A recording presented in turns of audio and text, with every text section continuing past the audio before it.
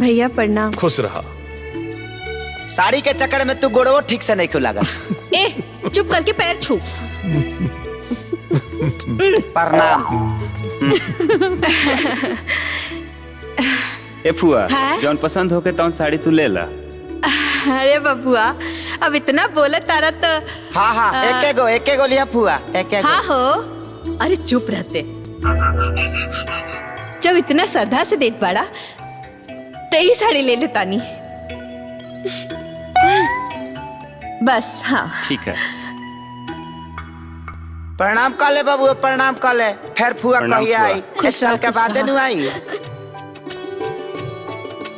बुआ हमरो के आशीर्वाद दे दी। हाँ हाँ हाँ हाँ। ए बबुआ हाँ। एगो बात कही। कही ना।